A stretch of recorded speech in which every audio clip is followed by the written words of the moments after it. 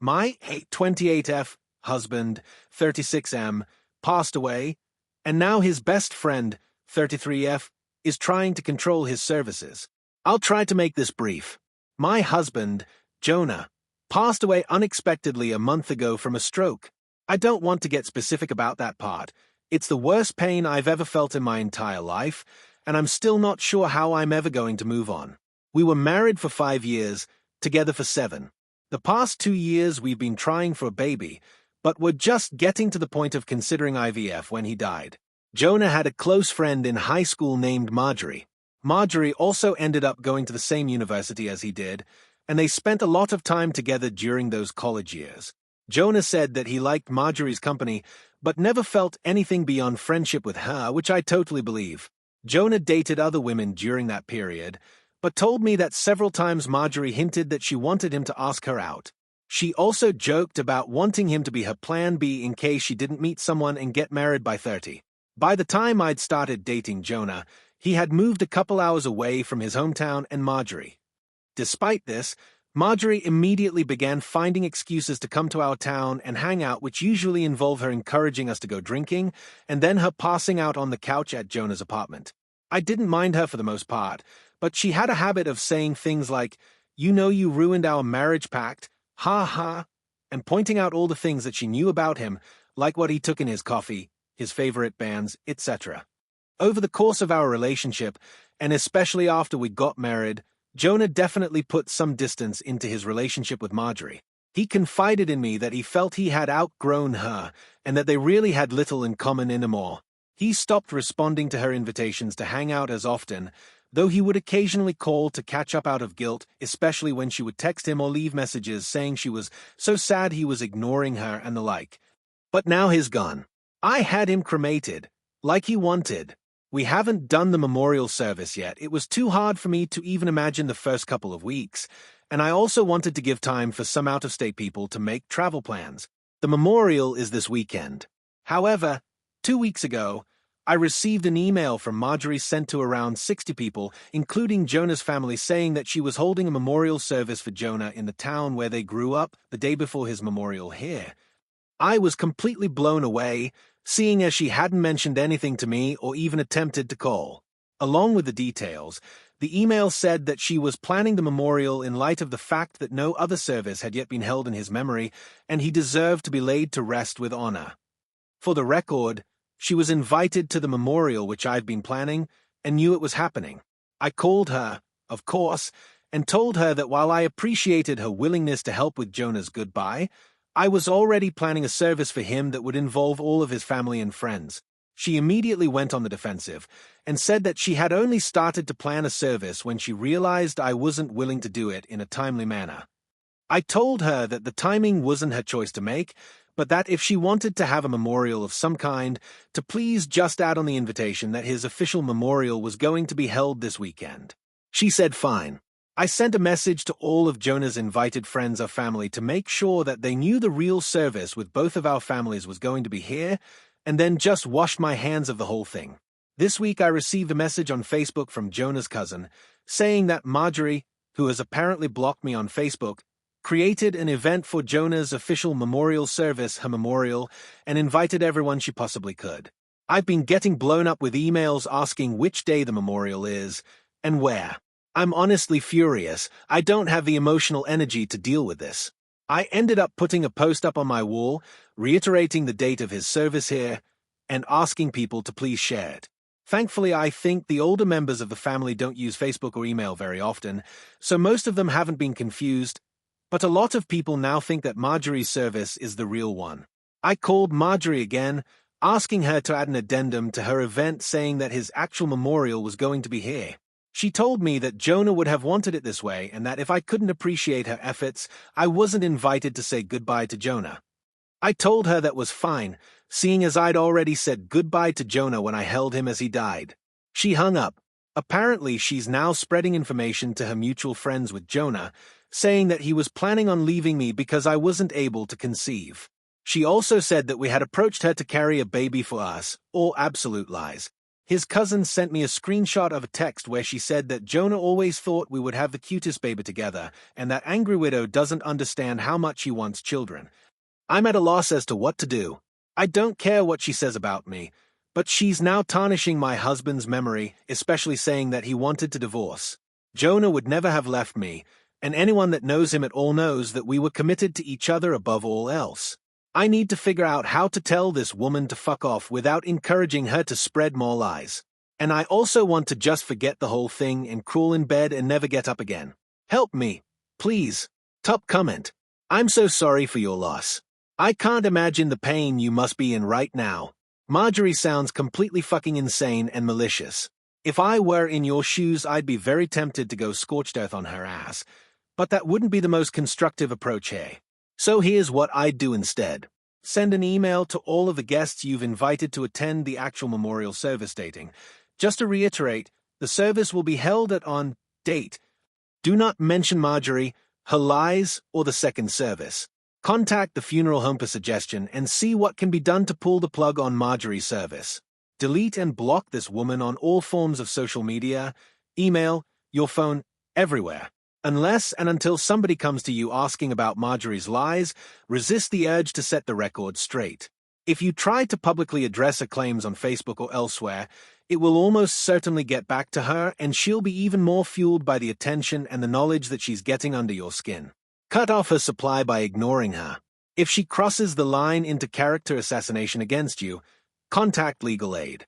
Content yourself with the knowledge that if any of Jonah's and Marjorie's mutual friends have half a brain, they'll understand she's out of her fucking mind or at least being outrageously inappropriate. Edit, almost forgot. Do you have a picture of Marjorie? Get one, and deputize someone at the real memorial service to guard the door and refuse her entry should she show up. Update the 1st of March, 16, 2015, 2 days later. I apologize for not updating sooner, but a lot happened the last couple of days. Thank you to everyone who offered help and advice. For those that offered monetary assistance, Jonah and I were in a stable position financially. I'm going to be comfortable until I decide to go back to work. Your willingness to help was deeply appreciated, however, and I'm truly bowled over by your kindness. I took the advice of the majority of comments and called the chapel where Marjorie was planning her service. I spoke with the pastor, who immediately told me that he had been trying to get in touch with me regarding the service. Apparently both Jonah and Marjorie had grown up in that church. I am not religious, and neither was Jonah as an adult. My voicemail has been flooded, so it's definitely plausible that I overlooked his call. He immediately expressed how sorry he was to hear of Jonah's loss, and said he had received my contact info from Jonah's great-aunt who still attends there. He said he was surprised when Marjorie asked to have a service for Jonah, but she had claimed that Jonah and I were separated and I didn't want to be involved. He had been trying to follow up with me, but obviously that didn't happen. He was very apologetic and said that we could cancel the service or move forward in any way that felt right to me. He said that he knew the church members would appreciate the service, since many of them remembered Jonah as a boy, but obviously Marjorie would no longer have a role. I agreed that the service could go forward. He called to speak with Marjorie after our conversation and informed her that she was no longer welcome to participate in the organization of the service after her behavior. He wouldn't tell me all that she said, but says she was distraught and he recommended some mental health or spiritual services to her that he hopes she accepts. She apparently apologized for lying and asked to speak with me, but I declined. I feel bad if she's truly contrite, but I just have too much on my plate right now. We had 2 beautiful services for my husband, first the one at his hometown church, and then the non-religious one that I planned. Everyone that came wanted to honor Jonah, and that's all that really matters. I was told a dozen stories about him that I'd never heard before, and I laughed so hard I cried, then cried some more. My cousin was on the lookout for Marjorie, and I honestly didn't think about her the whole weekend. She turned up for the first service, and the pastor ended up speaking with her, unbeknownst to me. My cousin says he was sympathetic but firm, and told her that her presence there would be inappropriate. Surprisingly, she left without fuss. I'm still not sure this situation is entirely resolved, but I got to lay my husband to rest in the way he deserved, and that's the most important thing to me right now. Thanks everyone for your support. TLDR, called the chapel, spoke with Marjorie, and had 2 wonderful services for my husband. Edit 1. I debated whether or not to even mention this, but this community has been so awesome I thought I might as well. I realized this weekend that I'd missed my period, and I'm usually like clockwork. It could just be stress, but I'm going to take a test later. Can't decide if I'm incredibly hopeful or absolutely terrified. Edit 2. Not pregnant. It was a long shot. Thanks for your support. Update the 2nd of July, 26, 2015, 4 months later. I'm not sure if anyone will remember this post, but I thought I would update since it's been a few months. I haven't been checking my inbox, and I'm sort of amazed I remembered the password at all, but I appreciate all of you who sent encouraging messages. It means a great deal to me. It's been around 5 months since Jonah died, and honestly it still feels like I'm waking up and living the same day over and over again. I'm in therapy, but the feeling of grief has not subsided whatsoever. Everything reminds me of Jonah, and I still feel like half of me is gone. I'm considering moving out of the country, or at least to a different state. But I also feel like a piece of Jonah is here in the house where we lived. Even worse, Marjorie has still not disappeared. I deleted my social media a couple of months ago in an attempt to simplify my life, but my cousin, who also knows Marjorie, let me know that she has been recently posting photos of herself on Facebook with Jonah. Some were from several years ago, but she was saying things like, "I still miss my man every day and I can't wait until Jonah's baby arrives." She is apparently pregnant and claiming that the baby is my husband's. She has also photoshopped his face onto several photos, some on another shirtless male posing semi-suggestively with her. The photoshopping is pretty good, but it's obviously not my husband's body. People have been saying things like, "Congratulations, we know you'll be a great mother to Jonah's child." Nobody I knew, thankfully. It honestly made me feel sick, and I went and laid in bed pretty much all day. I hate that she is getting to me like this, but I can't stand the thought that she's claiming my husband was unfaithful to me, and that people are believing it. One bright note is Marjorie's brother, who also knew Jonah. On one of her recent posts, he commented, "WTF Marjorie? I spoke to Jonah like 2 weeks before he died and he said he was trying for a baby with Angry Widow. You guys were just friends. This is fucked up and you know it." The post was deleted a couple of hours later. I don't know what to do anymore. I don't have the energy to battle with this woman, but I'm infuriated and hurt by this blatantly disrespectful pack of lies that she's spreading. My cousin called her and asked that she remove the photos, but she apparently said that Angry Widow can go to hell. She just doesn't want to accept that Jonah wanted a baby with me more, and she couldn't give him one. I'm lost. Guys, what can I do about this? It seems like all I can do is sit and watch this crazy woman try to convince Jonah's friends and family that he never loved me. Update. I just spoke with Marjorie's brother, who called to tell me that Marjorie is not pregnant, but seems to truly believe that she is. He asked her how far along she is, and she said 5 months, but she is still completely flat. He isn't sure if she's lying, or she actually believes she's having a child with my husband. He asked her when they conceived, and she mentioned a date that he knew we had been on vacation.